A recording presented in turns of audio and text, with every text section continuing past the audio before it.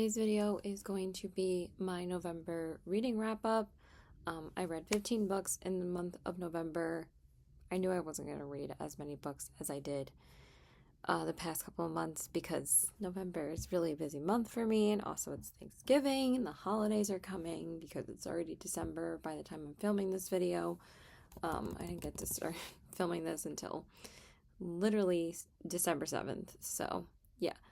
So we read some really good books this month. I think I said in my TBR video which ones I wasn't able to get to and which ones I did, but I did get to most of the ones that I really was excited for. Let's go ahead and get into it. I actually think I'm already going to beat my number from last month, this month, because I think I'm already on my sixth book, and it's only, like I said, December 7th, because I read a novella, 2 in 1, and then I read 3 more books already before that. So even though I was working a lot, still, I'm so tired. Let's go ahead and get into it. So the first book that I read, I don't even have them in front of me because I don't feel like holding them, so we're just going to go off of my Goodreads again. So the first book I read was The Rebel and the Rose by Catherine Doyle, and this is the second book in the City of Phantom series. This book actually wasn't out at the time when I read it because I received an ARC from NetGalley, which was awesome. So I was really, really excited to read this book, and I really wanted to read it in the beginning of November. And also because I just didn't want to worry about reading it in December. And also in November, I did complete all of the 2025 ARCs that I received this year, which was pretty awesome that I was able to keep up with reading all the ARCs that I have received now for my first time. I was literally floored on how many ARCs I had received. I think I received over 10 this year, which is amazing. I'm so beyond thankful that I'm able to read advanced reader copies. It's just literally the coolest thing about being a reader and a reviewer. So basically, this book is about Seraphine and Ransom. And they are enemies to lovers to enemies, again, pretty much in the first book. So the first book left off where they were pretty much hating each other. And in the second book, I just didn't really feel the tension as much as I did in the first book. Unfortunately, this book was a bit of a letdown for me, even though I was really excited for it. I guess I just hyped it up too much, but I really, really loved the first book. I really enjoyed it, but I just felt like with this one, it was a bit lackluster when it came to the romance between them. I just didn't really care that much because they were kind of not together for a little while, even though they were in the same place. She was captured by him and his gang. That they couldn't really be together until halfway through the book, and then by that point I just wasn't really feeling it. So unfortunately this one I think was only a 3-star for me, because again I just wasn't really caring at that point. Maybe a 3.5. I don't think I rounded up because it just says I gave it a 3. Yeah, I felt like it was repetitive. It started off strong and the ending was good, but I was just bored by the plot and romance in this one. I will still read the third book, but this was just a bit of a letdown. So yeah, that was my thoughts on the first one. Hopefully the third one will be better. I think it's going to be a trilogy, if I'm not mistaken. I don't think the third one has been announced on when it's coming out yet. Yeah, it's only the first 2. But I'm guessing probably next October or November is what I'm thinking, because the first one came out last September. Okay, so the second book that I read was Never Ever After by Su-Lin Tan, and this was the only one that wasn't really planned for me to read in November, but this was a new release that came out, I believe, the last Tuesday of November. And honestly, I was just sucked in by this beautiful cover. And this actually was on my 2025 releases for November, written down on my list. And I didn't realize that until I looked at that list. And basically, this is like a Cinderella-inspired fantasy. And also it's by the author of The Daughter of the Moon Goddess, and I still have that sitting on my shelf next to me, not being read yet. So this was actually my first book by Sulin Tan, and I really enjoyed this book. I thought it was just so good. Love the action, love the romance, love the fantasy. I think I've told you guys before that I absolutely love Asian fantasy books. They usually do like a perfect balance of the romance and the magic plot, and always keep up the magic throughout most of the book. So I just thought it was really good. I am going to read the synopsis again though, because honestly I'm kind of struggling to remember what some of these books were about. Sometimes some books just leave your mind, but at the same time that doesn't lower my rating whatsoever of a book. As long as I had a good time reading it and I knew I wanted to read it and get back to it, that's all that matters. But since it was like a month ago already, I'm just struggling to remember. So it says, not all fairy tales end happily ever after in this Cinderella-inspired fantasy. Life in the Iron Mountains is harsh and unforgiving. After the death of her beloved uncle, Yingning has survived by becoming a skilled thief and even better liar. When she acquires an enchanted ring that holds, the key to a brighter future, it is stolen by her step-aunt, and Yingning must venture into the imperial heart of the kingdom to seize it back. So her aunt claims to be like her only family, and her aunt like severely abuses her. Sometimes it was a little rough to read, but basically she like uses her just to get her ring, and she didn't know that she had her ring until like halfway through the book. And Yingling obviously possesses some kind of power, and her aunt thinks that she is basically like a devil, finding out that she has powers. So she does like horrible things to Yingning and like kills. Also Yingning can talk to animals, which I thought was really, really cool. It's like, this is wild thornberries right here in this book. But basically she befriends a dragon, and obviously that's against like the law in their world, and she ends up killing the dragon, and this like infuriates Yingning. So it's kind of coming back to me a little bit. So obviously she wants to enact her not revenge, but more like defense against her aunt at this point, because she's like tired of it. So it says, amid the grandeur at the palace, Yingning catches the eye of the ruthless and ambitious prince, who tempts her with a world she's never imagined. But nothing is as it seems, for she's soon trapped in a tangle of power, treachery, and greed. Her only ally, the cunning advisor from a rival court, who keeps dangerous secrets of his own. So she's torn between the two of them on who she can trust and who she's going to end up being with. So it's kind of similar of a plot to I'm trying to remember what the books were that she was trying. A Dance of Lies, and a little bit of A Song of Silver, Flame Like Night, I believe. But I still really, really enjoyed the writing.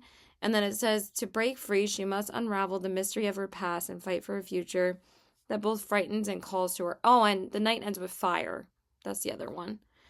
The sweeping fantasy it was just really good. It was really good. I really enjoyed it. So I gave it a 4.5, I believe. I just really enjoyed it. Okay. Next up is another YA romance. So I ended up reading YA fantasy romance.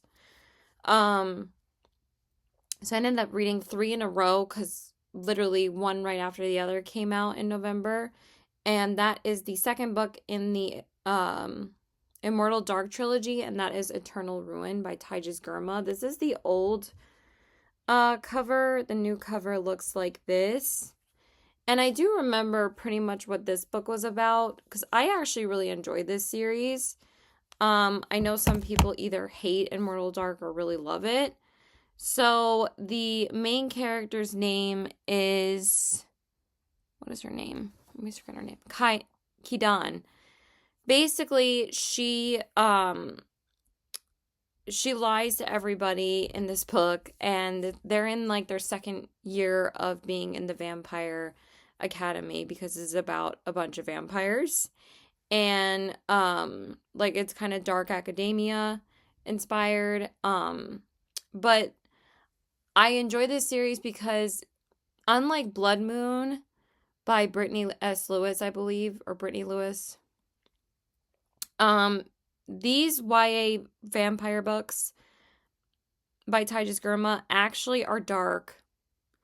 But Blood Moon like claimed it was like a dark fantasy romance, and honestly, there really was nothing really that dark about it. But these can get a little bit brutal, like not like super gruesome, but like, the way that they kill people and stuff. So it says she's killed without remorse, lied, and broken dark oh my god.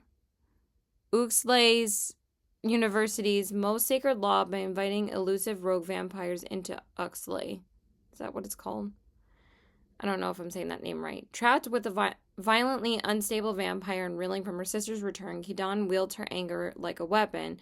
She vows to master her house and protect the sacred artifact hidden inside, even if it means working with her enemies and betraying Sesueños. As devastating secrets resurface from the past, Kidan and her sister June must finally confront each other and take their rightful places in the looming war.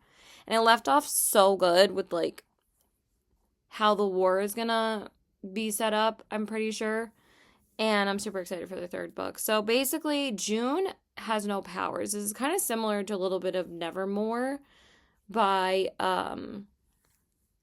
what is her name? I'm so excited for the second book in that series, by the way, because that book was so goddamn good.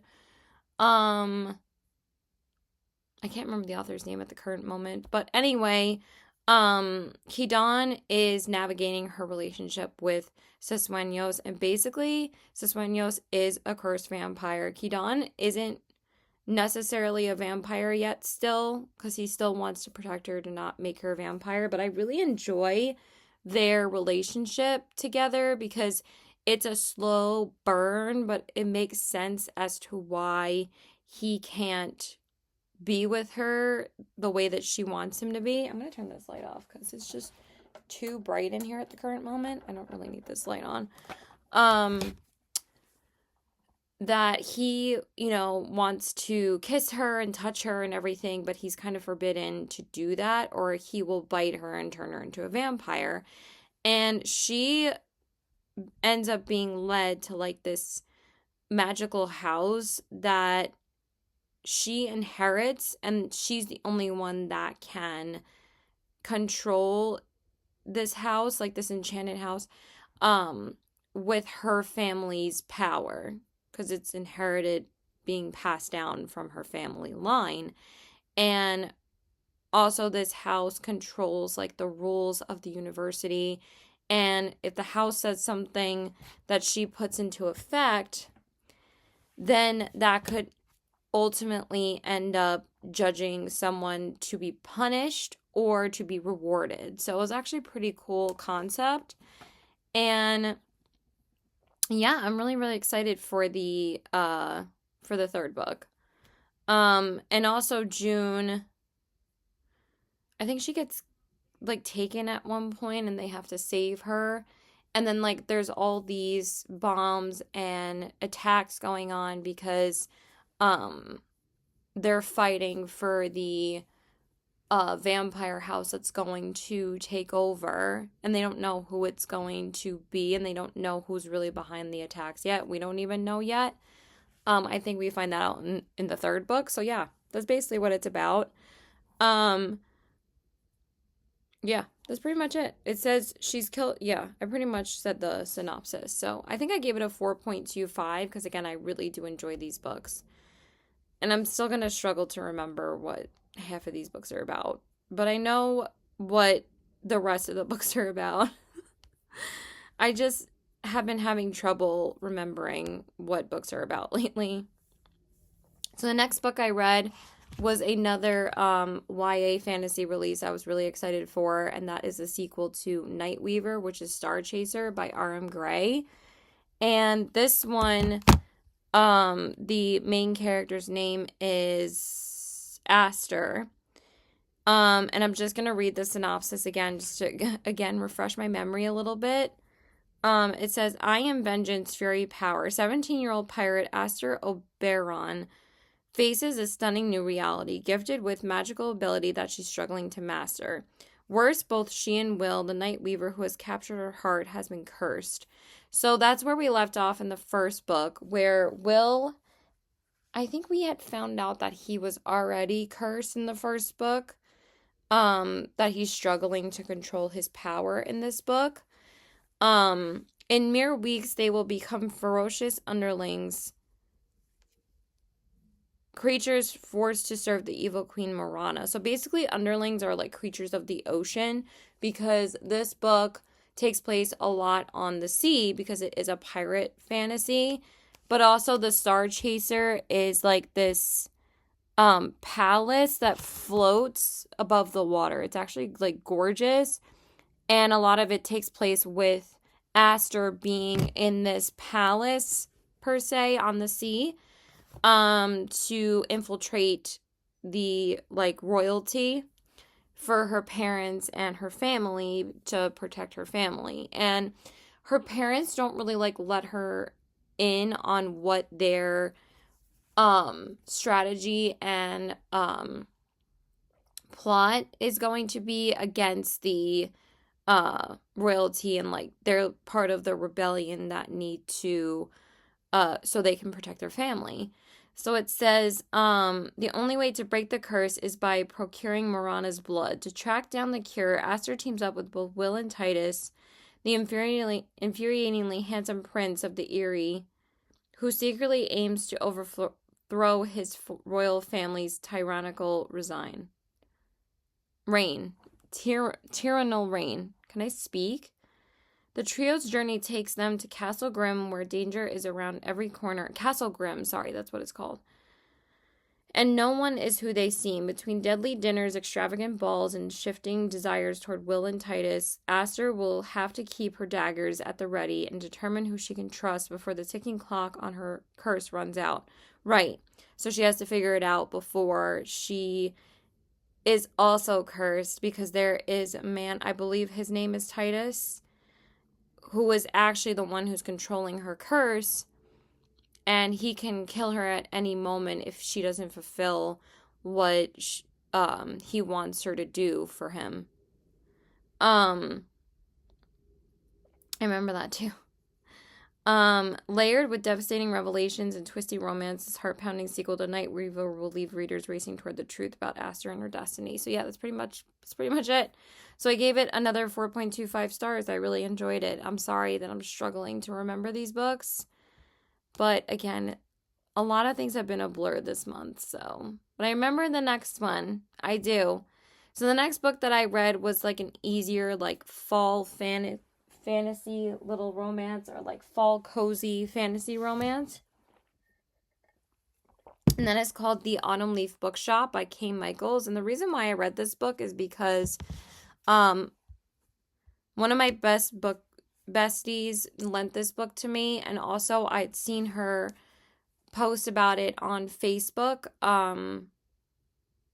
like a couple of weeks back in November, and she had read it and she had just lent it to me. And I was like, you know what? I really want to read this very soon. It was so cute. It was basically taking place in this town of Everly Hollow. And the main character, Rain, I believe her name is, she has to go stay with her grandmother in this town because she's writing, she writes like summer romance books. And she has to go and take care of her 95-year-old grandmother. And also her grandmother's one of her only family left. I don't think she has parents anymore. I don't really remember, but basically her grandmother just needs her. So she goes and stays there in the fall time, but also she has to write summer romance, but she's kind of suffering a little bit from like inspiration, not really writer's block, but she thinks that she doesn't really think that she's going to be able to be inspired here because it's not normally what she writes, because she's staying in a town full of fall uh everything inspired and nothing that's really like what she usually writes and what she immerses herself in, like the environment that she's used to in her books. So she stays there pretty much for like a whole season. And of course, she starts falling in love with one of the local town guys. And his name is Silas. Yeah. And basically this book is just so cozy because it's full of like little magical creatures. Like it kind of gives me the same vibe as like if you've read Baby Dragon Cafe. I've never read that book before because I've heard some mixed reviews about it. But I probably will end up reading it, but I'm not going to read it until like maybe next February or March or something. I just don't have time to read it this month because literally, like I said, we're like down to the last 3 weeks of December of 2025 already. So, but it was just really, really cute. I really enjoyed it. And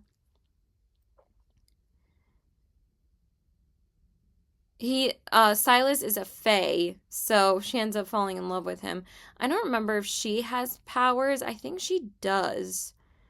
But it's just such a cute, cozy fall read with quite a bit of smut. But the smut didn't overtake the plot, but it was hot. So it was just really, really good. And I gave this, I believe, a 4.5. Yeah. Really, really enjoyed this book. So yeah, it was really cute.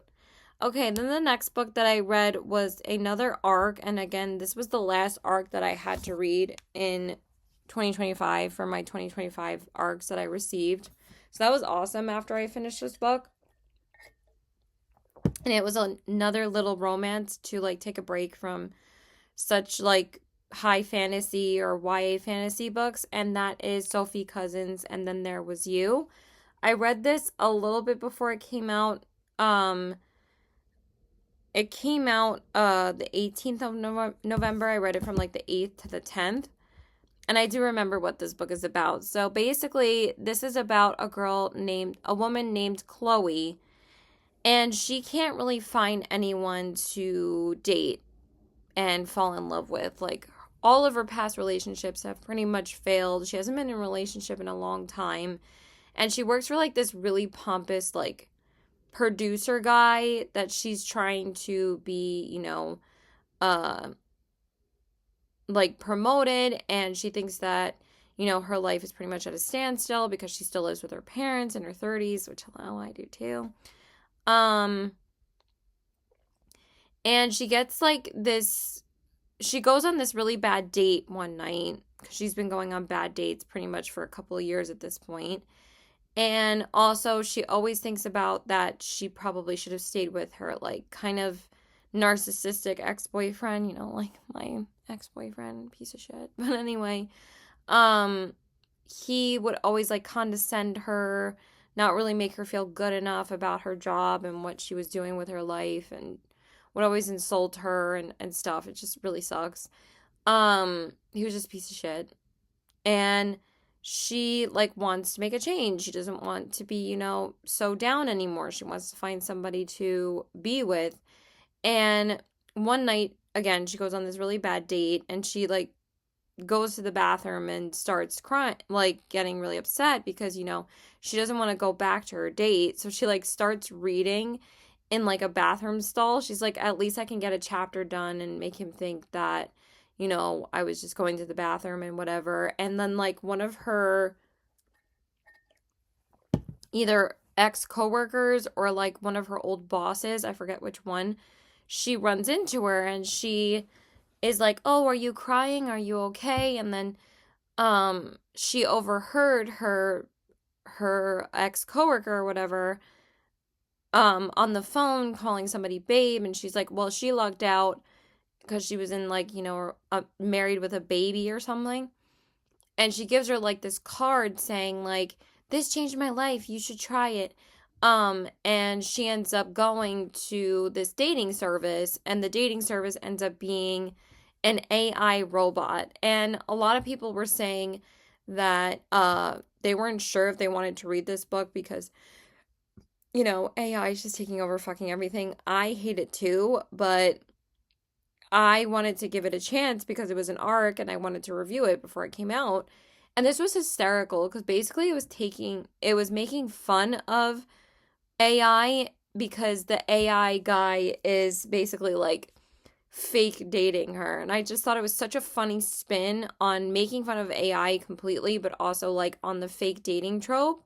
And I just thought it was so funny. I really do enjoy her writing. I think her writing's hilarious. And this is now my third um book by Sophie Cousins, and I gave this one a 4 just 4 stars, but still I really enjoyed it. So now I've read The Good Part, and then There Was You, which that was my 5 star read by her, and then this one was a 4 star. So again, I still enjoyed it. I just thought it took a little bit too long to get to the romance in this book, but also like she's more so women's fiction with a subplot of romance. So that didn't really bother me, but um there's also like this one part where she's supposed to be going to like her high school reunion or college reunion or something. And she wants to bring a date because she feels like most of her classmates are going to be married, so or have kids with somebody. And she brings this guy named Rob, which Rob is her AI boyfriend. And it's just so funny. But then she ends up like falling in love with the guy that she was really in love with from college, because he meets her there and she's like, "What's going on?" He's like, "What's going on? You disappeared for a while." And then she always said how much in love with him she was, and it was just really funny. Okay, then the next book that I read was another sequel that I was really, really excited for, and this is the sequel to Kiss of the Basilisk, which is Between Two Kids. Between Two Kids? No. Between Two Kings by Lindsay Strobe. Sorry. And this is the second book in the Split or Swallow series. Now, you guys, Tem.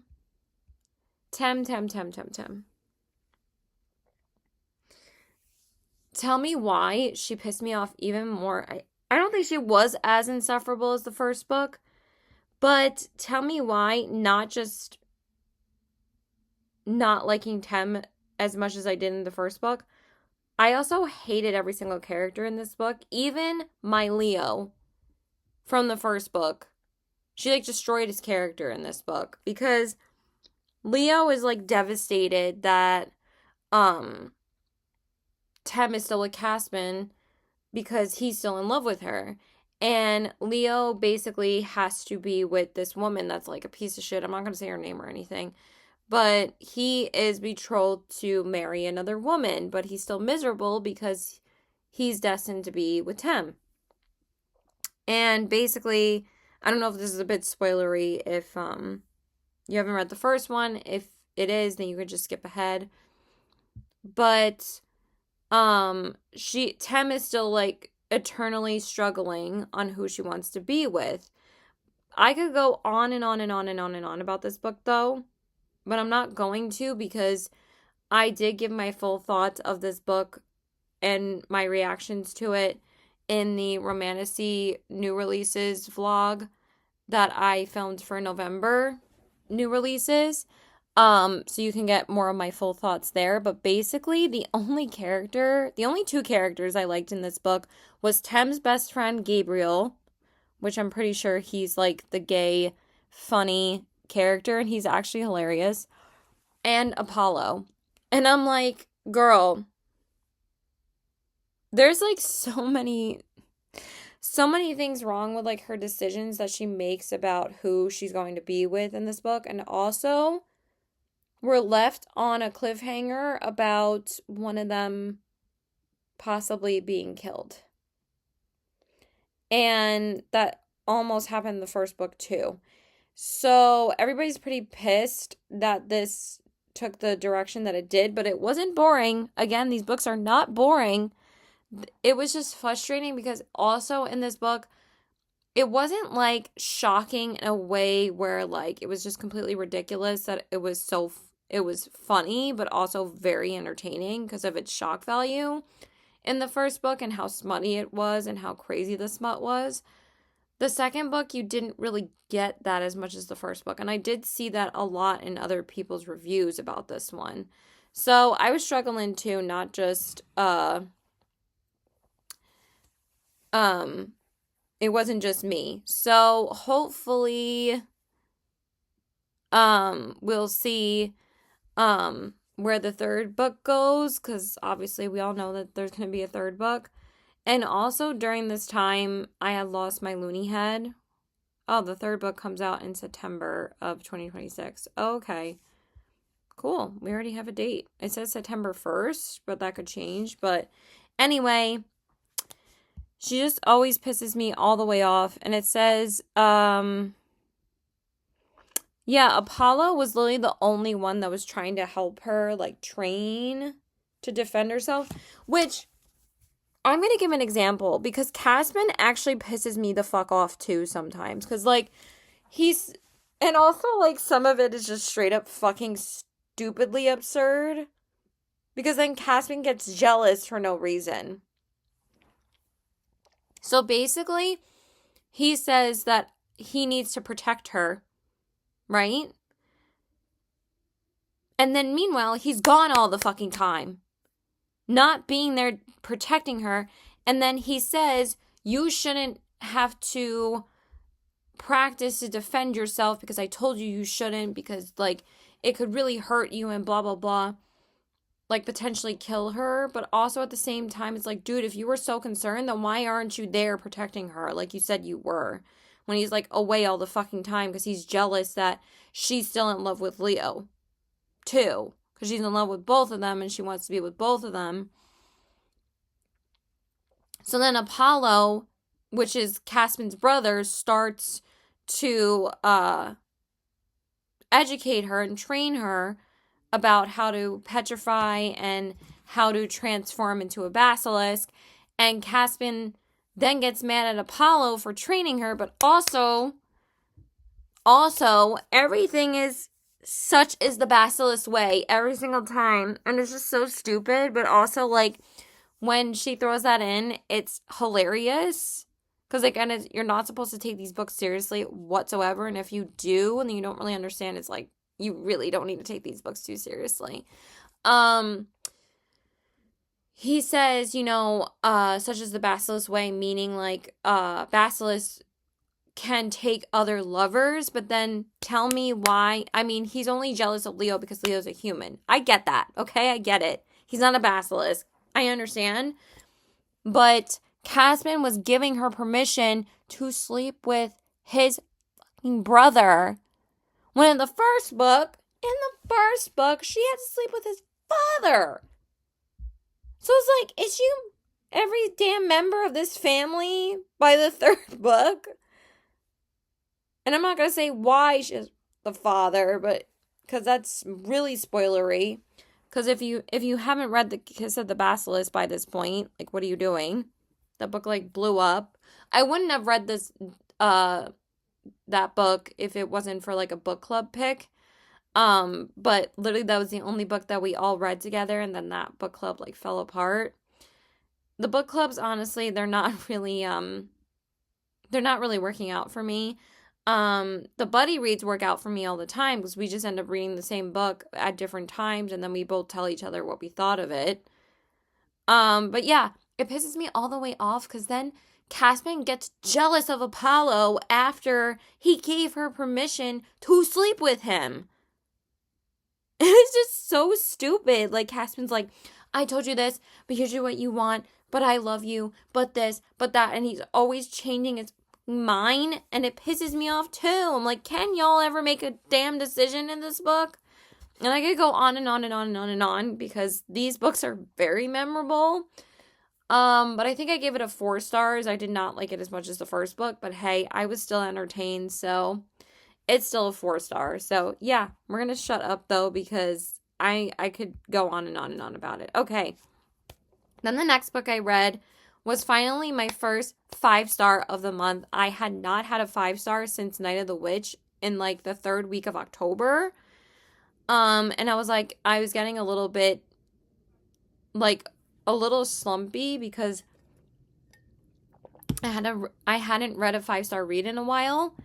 And I was just really excited to pick up this book right before new releases. Another 3 new releases came out in November that I was really excited for. So I read For Whom the Bell Tolls by J.C. Lynn. And this book was, like, has been blowing up on TikTok for the past year, because I believe it came out last December. It's literally right in front of me. Why am I saying I believe when I can look at it? And yeah, December 30th last year. So I read it November of this year. So this book was just so good, you guys. So basically, the main characters are Lily and Belle. And basically, Lily has died and she gets sent to hell. And Belle is a demon in hell. How many times can I rhyme? Hell, Belle, hell. And, oh my God, excuse me. Basically,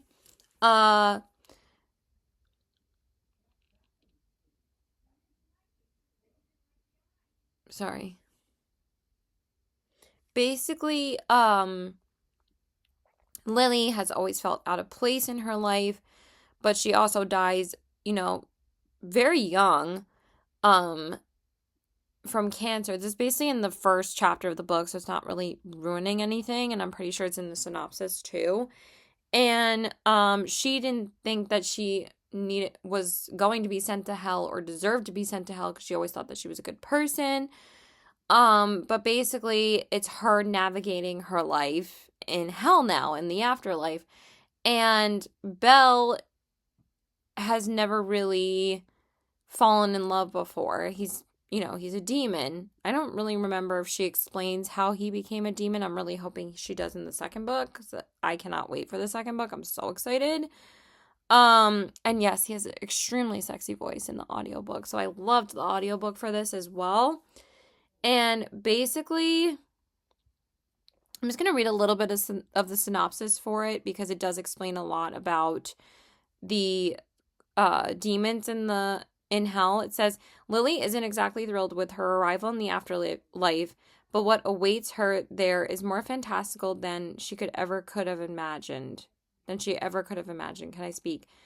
Deities wait in line at the coffee shop. Fae flit between realms. Souls find ways to make death a beginning. As she explores the many corners of the afterlife, Lily finds herself surprisingly drawn to a place most people would avoid at all costs: hell. Armed with years of customer service experience and pent-up sarcasm, Lily carves a job out for herself among hell's demons, sending souls to their rightful circles with more than a hint of sass. Lily's expectations are subverted every day in hell, especially by Belle, a demon general with a distractingly sexy voice. The two meet by chance and form an immediate, deeply healing friendship, but the undeniable heat between them threatens to combust. Right. Okay, I don't have to read the rest of this. So basically, they develop a relationship, and she's working the front desk of hell, so with a bat, and basically she doesn't take any crap from people that think that they don't belong in hell, like if they've killed someone, or if they burglarized, or if they stolen, or if they treated the poor like shit. She's saying pretty much, you deserve to be here, and if you have a problem with that, you can take it up with Lucifer. And it's just so funny. And basically, Belle is fighting like other demons per se in hell that want to basically take down Lucifer, if I could speak, and like the system of hell. So he disappears a lot because he's basically a soldier in hell. And when they start, but also when they bond together, they bond over like their love of like video games and like nerds and stuff. And there's like nerd stuff, and also there's this thing called Mortal Tube in hell, which is just so fucking hilarious. And also they can text each other. They also complain about like the Wi-Fi. It's really, really, really funny. Basically it's like Beetlejuice with Wi-Fi is how I would describe this book, which I do say myself. I think that's really funny. I only said that now. So yeah, so he disappears for long periods of time, and obviously she starts worrying about him because she wants to make sure that he's okay. And then this other little girl ends up being trapped in hell because she dies really young, and she was abused by her parents.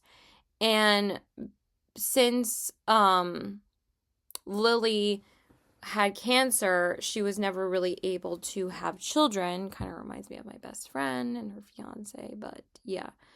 Because like I said before, my best friend died of cancer, and it was just a really rough month for me this month as well, because like I said, we lost my loony head. We lost Watson like 2 months ago before this, and then we lost Luna like almost a month ago. So it's just been really, really hard.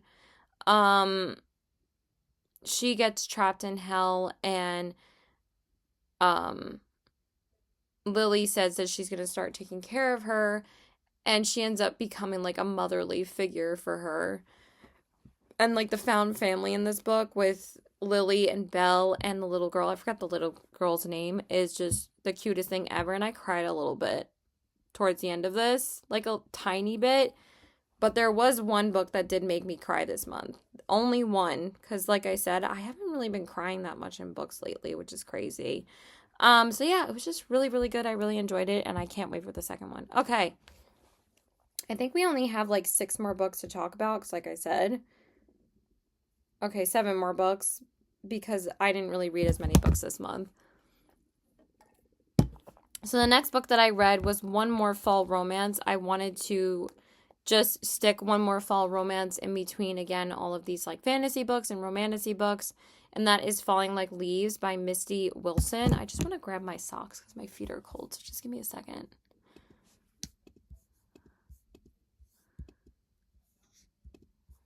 Oh my god, what is happening? Okay, so this was a YA romance book, and actually I really did enjoy this one. It reminded me of the plot a little bit of Fake Skating by Lynn Painter, which I will tell you what it was about. But the fall atmosphere in this book was exactly what I needed, because I think I told you guys in my December TBR video that once November is over, I'm pretty much done with the fall romances, and then I start reading Christmas books. Christmas romance books. But I don't read Christmas books, or Christmas romance books until like the week of Christmas. So this is like basically the last fall romance that I wanted to read this fall season. So basically, it's about a girl named Jenny and Ellis. And Jenny has like a really controlling father, and the mother has always like really cared about Lily, and the father is like this big like rich executive that always would make Lily, why am I saying Lily? That was in For Whom the Bell Tolls, not this book. Jenny like work really hard for him, and nothing would come of the jobs because he wanted her to make it on her own, and he would always give her like unpaid internships. And basically Jenny would like work her ass off for him, and he like never really appreciated her. So basically her and her father and her mother go through like this rough patch, and her mother tells her that she doesn't want to stay with her father at this point, that they end up moving out of the city to Bramble Falls, Connecticut, when they live in New York City. And Jenny's dream has always been to go to college in the city and always stay in the city because that's where her friends are, and that's what she wants to do with her life for the job that she wants. But she's always been interested in like fashion. But always her father would think that was just silly and just a hobby, and she would always like be down on herself about it. But basically they grew up in Bramble Falls, but she hadn't been there in like years. But then she moved her back there and put her in school, I believe. I don't know if it was like her senior year, which we really fucked up. But basically one of the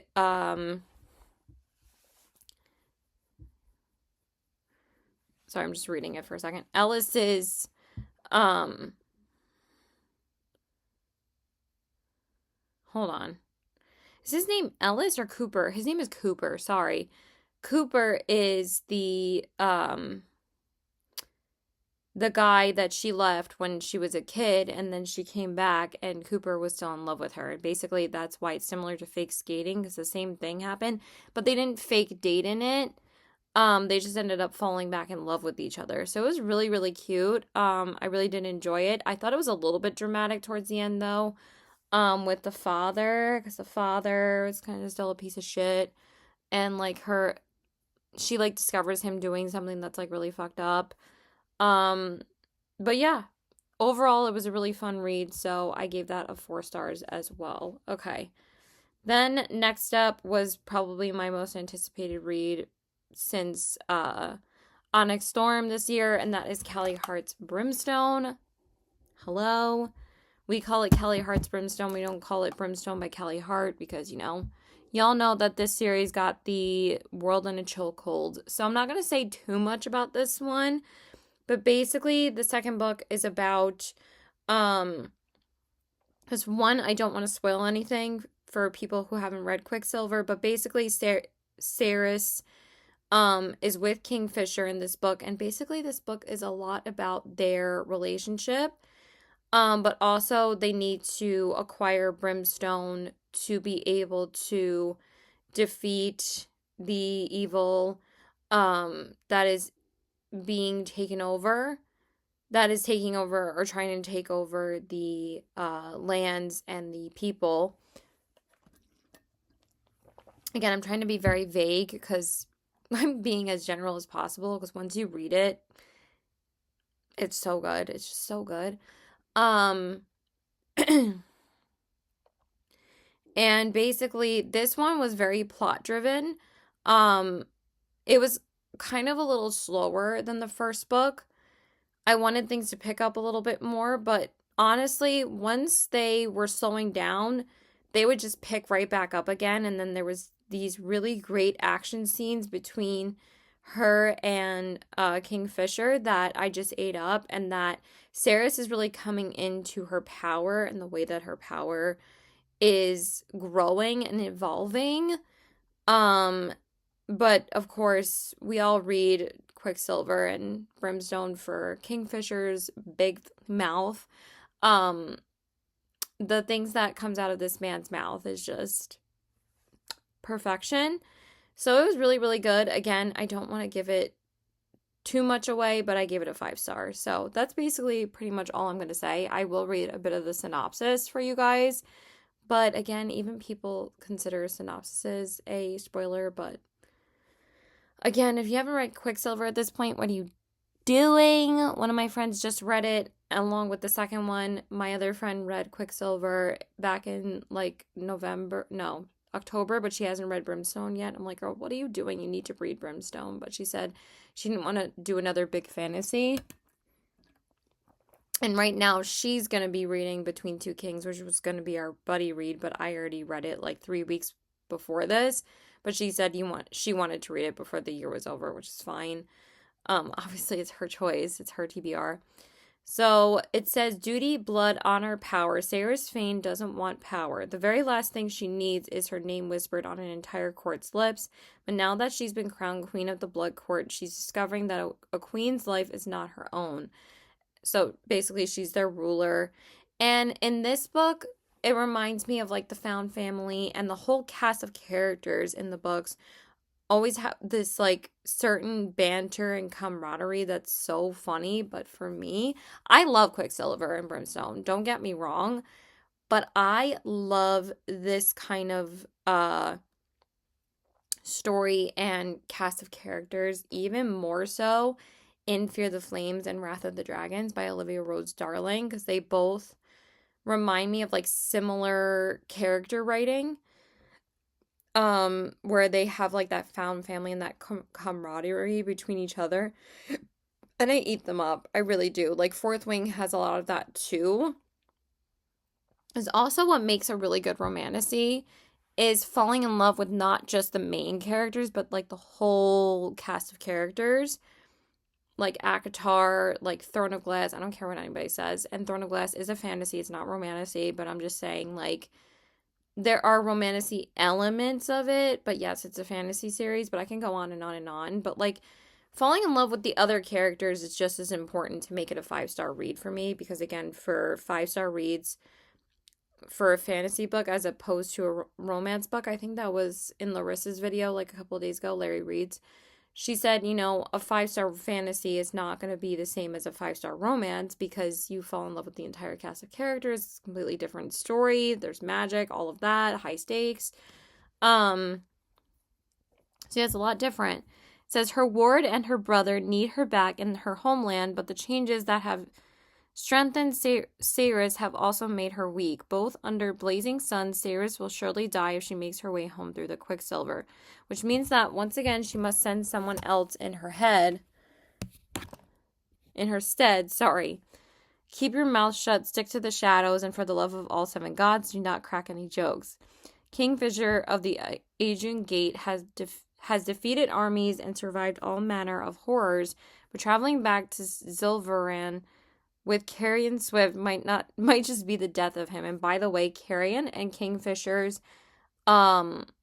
relationship in this book and their like friendship, I eat it up. They're so fucking hilarious together because Carrion just annoys the shit out of Kingfisher, but then Kingfisher starts to like him, and it's so fucking funny. Though Callie Hart is such a good fucking writer.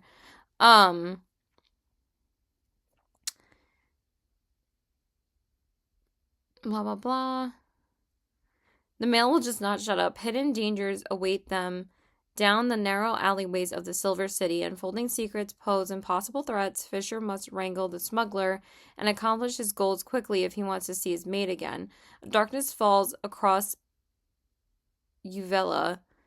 The realm and their friends are in danger. Together, Saris and Fisher will pass through fire and brimstone to save them. And it's so good because the fire part, yeah, the fire part makes a lot of sense. And also, now I realize why they needed to find the brimstone because I had forgotten. But now I remember, and you need to read it. It's so goddamn good. Because in the 3rd book, everybody who has read Brimstone at this point know that they're going to journey into hell. So that's all I'm going to leave you with. And y'all know I love hell-driven, hell-led stories, and whatever takes place in hell, I'm here for it. Like For Whom the Bell Tolls and Songbird in the Heart of Stone. Ate them up. Okay. Starting to get tired. And we only have 5 books left, and I'm going to talk about these 2 books at the same time because I read book 1 and 2. I don't really want to say too much about these books again because I don't want to spoil it because these books are phenomenal, and these are my 2 most favorite books I read this month besides For Whom the Bell Tolls and Brimstone, because I gave both of these books 5 stars.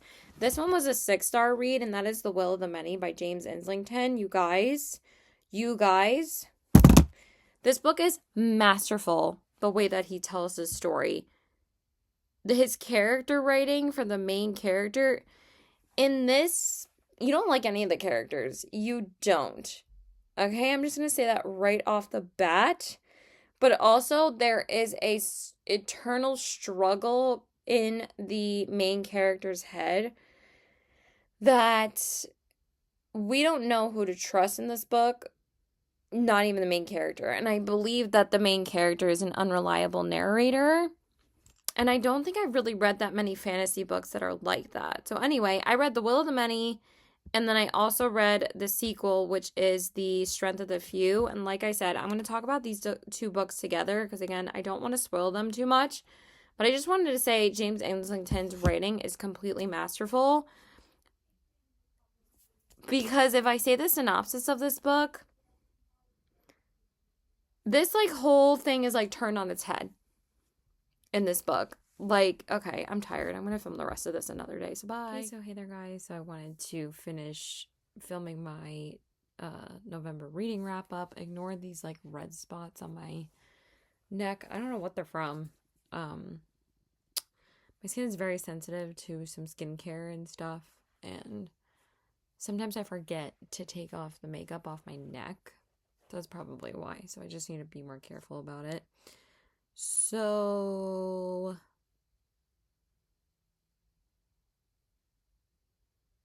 it look like that somebody edited this, or just because Felicia was looking at my note? Anyway, so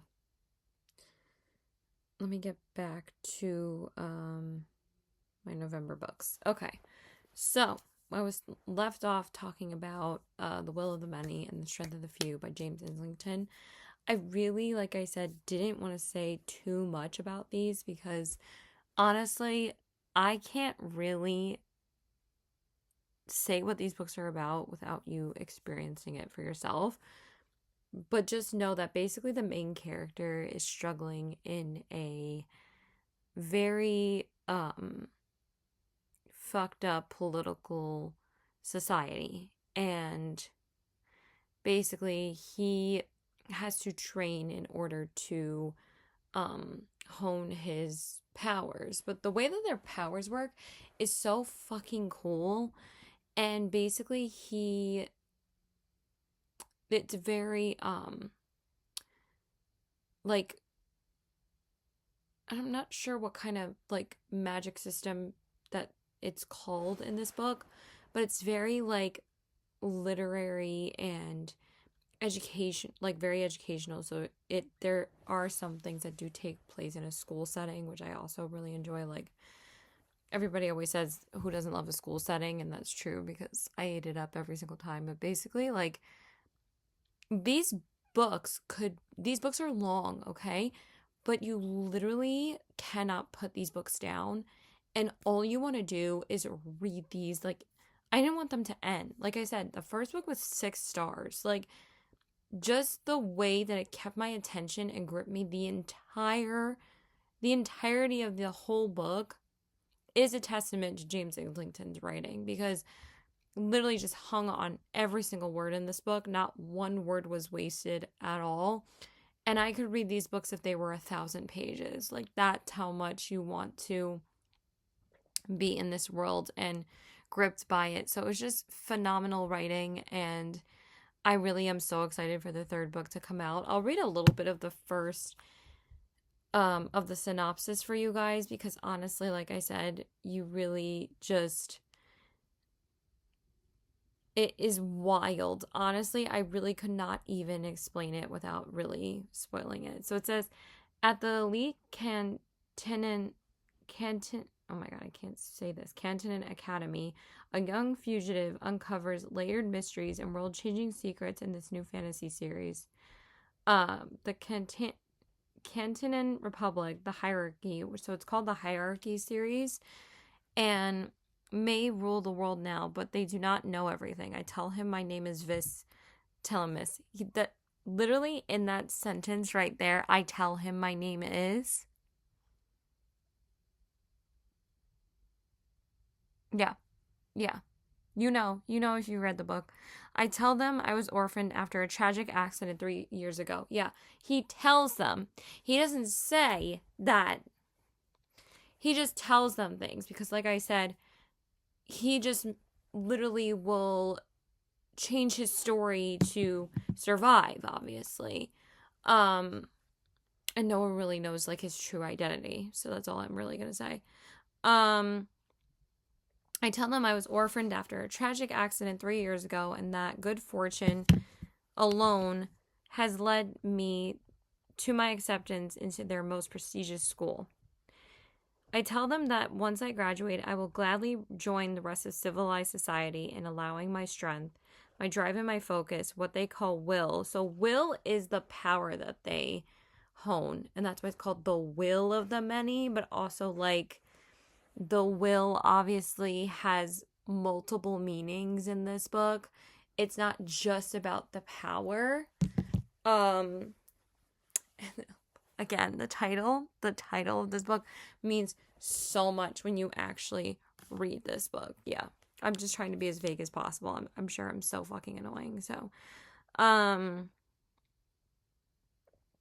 to be leached away and added to the power of those above me, as millions already do. All must eventually do, I tell them that I belong and they believe me. But the truth is that I have been sent to the academy to find answers to solve a murder, to search for an ancient weapon, to uncover secrets that may tear the Republic apart. and that I will never ever cede my will to the empire that executed my family. To survive, though, I will still have to rise through the Academy's ranks.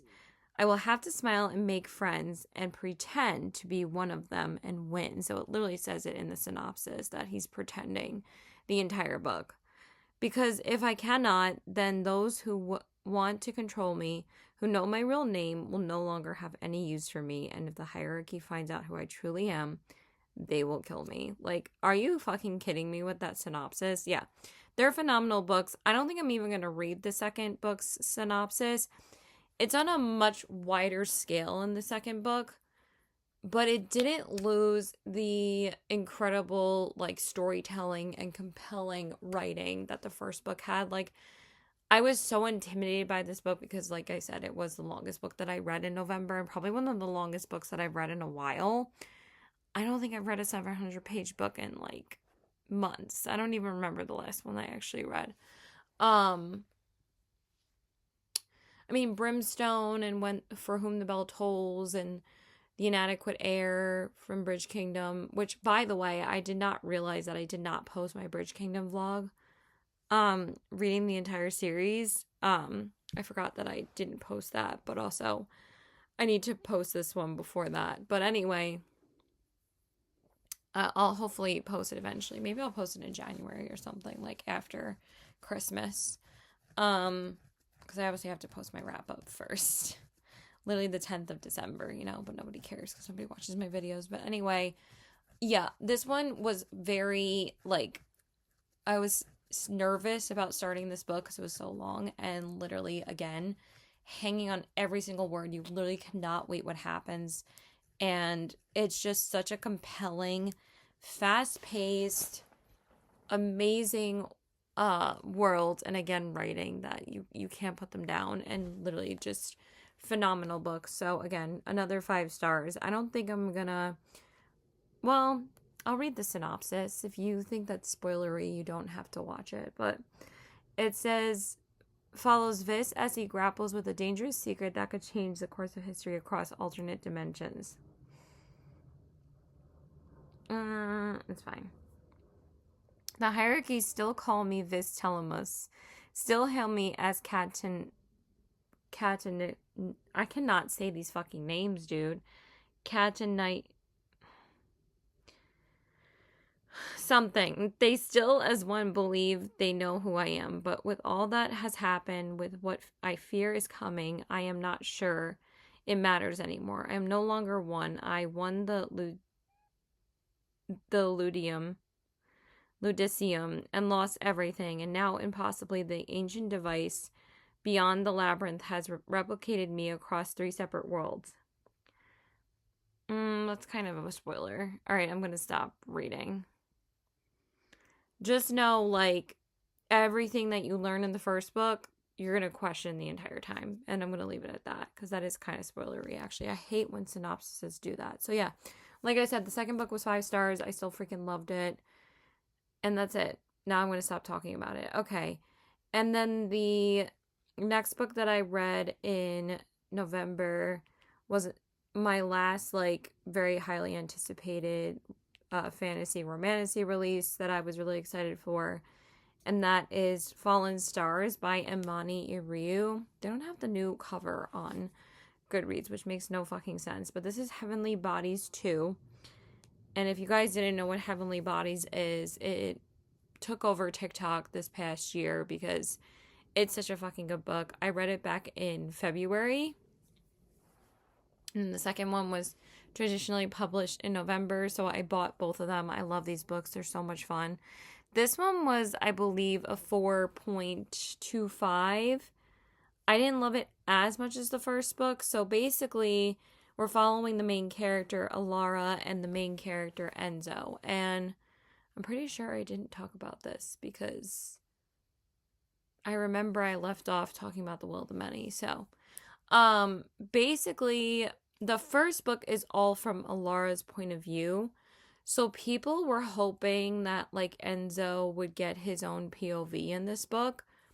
But for some reason, she introduces a new character and his POV, which I can't remember his name at the current moment, but I'm not going to say it because maybe that'll be a little spoilery. So basically, Alara has to save Enzo from the end of the first book, and she has to team up with this guy, the king, I think it's the King of the Stars. No, I forget his name, to help save him.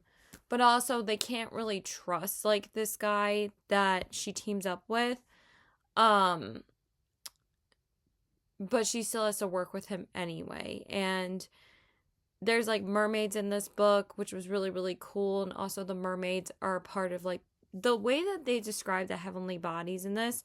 It's so freaking cool. And like, honestly, you really need to read the books in order to get it. Oh, I talked about it in my reading vlog. That's why I'm thinking I'm like having deja vu when I literally talked about it in my fantasy highly anticipated releases, if I could speak English.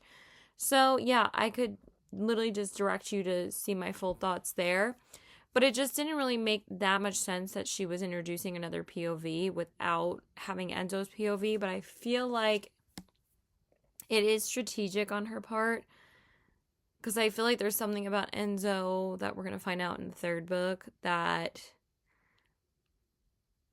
because there were some funny things going on with him in the second book and they never really like figured out what it was.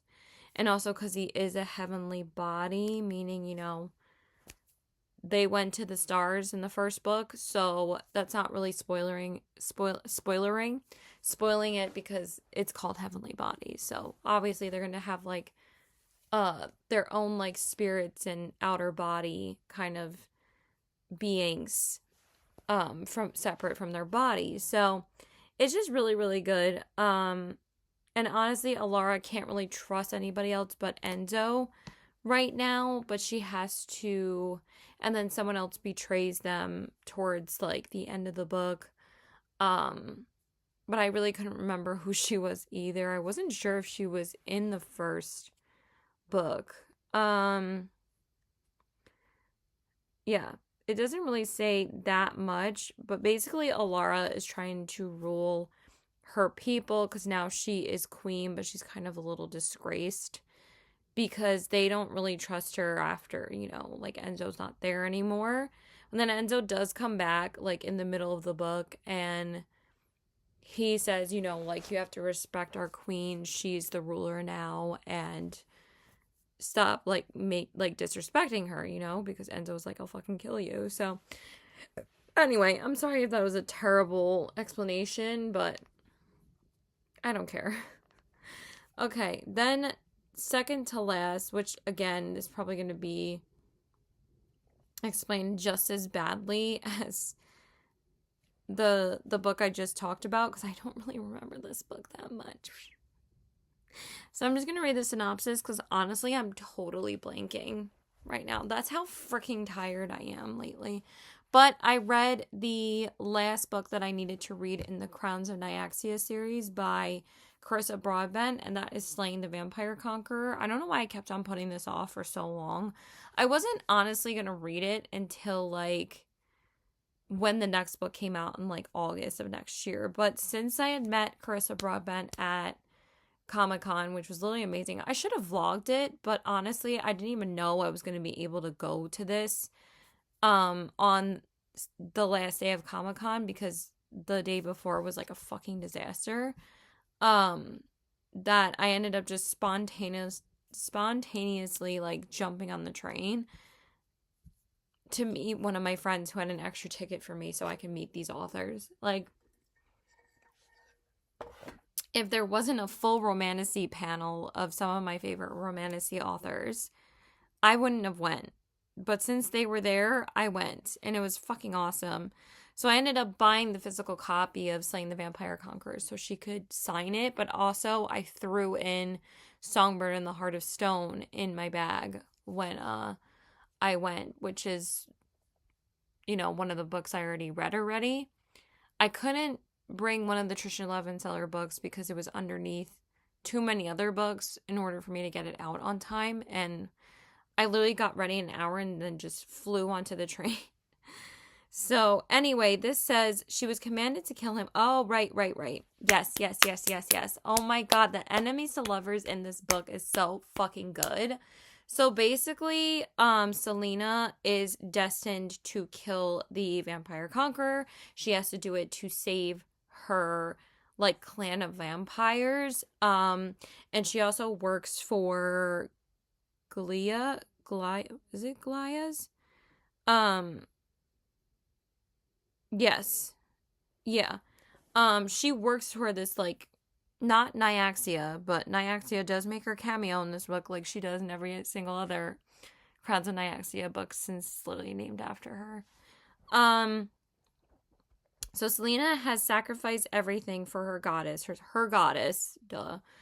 Her soul, her freedom, her eyes. Life in service to the Arcasian, a cult of the goddess of fate, has turned Selena from orphan street rat to disciplined killer. Determined to overflow Glia's can I speak English? Tyrannical king. But when a brutal vampire conqueror arrives on their shores, Selena faces an even deadlier adversary. She's tasked with a crucial mission: infiltrate his army, earn his trust, and kill him. Archias is a terrifying warrior carving an unstoppable path through Glia. Yet when Selena becomes his seer, she glimpses a dark and shocking past and a side of him that reminds her far too much of parts of herself she'd rather forget.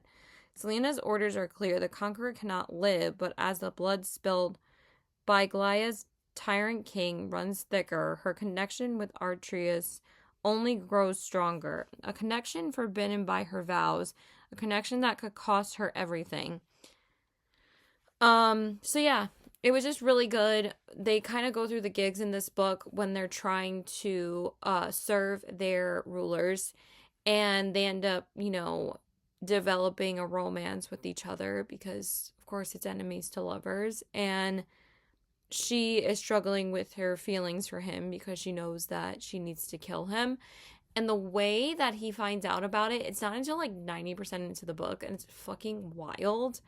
Because she's kind of like the unreliable. Well, she's not really an unreliable narrator. She's just like struggling to tell him whether or not, she was assigned to kill him. So it was fucking crazy. Sorry, my leg is itchy. But even though I read the least amount of books that I read in a month, I was really struggling to remember what some of these books were about because I've just been so goddamn busy working that sometimes they're kind of a blur. And I hate when people are like, if you didn't remember the book, you didn't enjoy it. Like, I'm going to go on a little bit of a rant for a minute or two. So, do you remember every single detail of a show that you've watched unless you've watched it like multiple times? Like, Will and Grace lives rent-free in my head. Okay? I remember mostly everything about that show. But, like, it's like rereading a book to refresh your memory for a fantasy series that you love. Or just rereading a book because you want to see if you still think it's 5 stars or something. But I don't like that. Like, do you remember every single book that you've read? I highly doubt it. Like, what if there was a book that you read when you were a kid and then you decided to read it again when you were an adult? Like, if you read Harry Potter growing up and then you want to read it as an adult because you want to experience it, reading it now so you can, like, consume everything that it was actually, like, that you might have missed when you were a kid, you're not going to remember everything that happened. So anyway, it's just so ridiculous. I hate that mentality so much. It's like, dude, like, as soon as I read a book, sometimes it literally leaves my mind.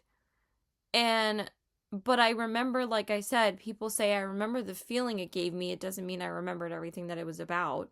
And that's exactly what it is. But anyway, this was really good. It's another 4.25. I really enjoyed it. Okay. And then the last book that I read, I don't know why I'm typing them in when I literally could just look at my Goodreads list. But since we're on the last book, I'm just going to talk about it here. So I wanted like just a really short book for the end of the month because I think I read this from like Saturday night into Sunday because I think we were ending the month on like a weekend. And that is Legends and Lattes by Travis Baldree. This book was so cute, you guys. So basically, this book is so easy to talk about because it's such a straightforward kind of book because it's a cozy fantasy. Like I said, when I read like fantasy books, it takes a lot more out of me to remember it. Like I remembered all the romance books that I read and I remembered mostly everything about those books, but like with fantasy books, it's a little bit harder to remember everything. So basically, first off, before I tell you guys what it's about, which is really nothing, um, I just wanted to say that uh it took me a little bit to get into this book. Like I think and it wasn't until I started listening to the audiobook like about 50 pages in cuz I had read the first 50 or 60 pages from on my Kindle and then I fell in love with the narrator's voice and I really started getting into it. It was just so fucking funny. So basically Viv moves to like this other place that, she wants to start over and she wants to start fresh obviously, and basically she just wants to open a coffee shop. And nobody's ever done it before, and like some of the creatures like, what the fuck is this? Is this like evil? Like why are you trying to corrupt our town and blah blah blah. It's kind of similar to like The Spell Shop by Sarah Beth Durst, who I love and adore as well. I met her at Comic-Con too and she's so beyond sweet. They don't think it's like the greatest thing for the town, and like some people come into the coffee shop like trying to sabotage her and like ruin her drinks and recipes and stuff. But Viv doesn't take any shit from anybody. Like she's pretty tough and can handle herself. But she's a very grateful person when it comes to like people helping her in the town. And it was just such a cute book. It really reminded me of like reading a TJ Klune book. Like very cozy, very warm hug, very curl up with a blanket and read, and that's exactly what I did with this book, and it was just so adorable. So I gave this book a 4 stars. I gave it a 4 stars because again, it took me a little bit to get into it, but I really did enjoy it. So yeah, it was just really, really cute. So yeah, that was it. So I hope you guys enjoyed this video. So please like and subscribe. Follow me on my Instagram at CW819 and check out my Goodreads and my TikTok and the links in the description box below. I post all of my thoughts on Goodreads about the books that I read, and also I do post quite a bit of book talks, even though I haven't posted my reading wrap up there yet. I'm definitely posting this one first because it takes a lot less time to edit. I just haven't had any time to edit TikTok videos like at night this month yet. This is like the first night I've been home since like last Sunday, which wasn't even December yet, I think. I think that was November 30th when I was finishing Legends and Lattes that night. So, yeah, and I had a really good reading month, honestly. The last really bad book I read was in October, and that was A Scar in the Bone. But after that, I've read some really, really good books. So, like, honestly, I wasn't really complaining too much in November about the books that I read on TikTok. I read some really, really, really good books, some really some bangers and some not so much, but mostly overall I had a great reading month. So yeah, I hope you guys have a great day or night wherever you are, or what time it is. Just keep reading, and it only matters if you're reading. It does not matter the number. I'm insane. I hit 200 books this year because I love reading so much. I don't really I read quite a bit on my Kindle today because I actually had the time, because I just went out with my book Bessie during the day today. I went to the city last night for my friend's birthday, and today I was off too. So I was off yesterday and today. But I finished the book I was reading yesterday on the way home from my best friend's house because we took the train together. So I finished that, and then I started the next book that I'm reading now. And I'm almost 50% into it because I have been like listening to the audiobook. But the reason why I get through books very quickly is because like I listen to books at like 2.2 the speed because I can take in the information, like, or like at least 2 because I have ADD. So, but yeah, I just love reading. I listen to audiobooks whenever I can't physically read, and then when I can read, it's just my favorite thing to do besides instead of watching a show or, you know, other like mindless things, you know. I love watching shows, but I usually will just catch up on BookTube. But it doesn't really look like there's many BookTube videos that I want to watch tonight, so I think I might actually watch the show that I've been watching. So, yeah.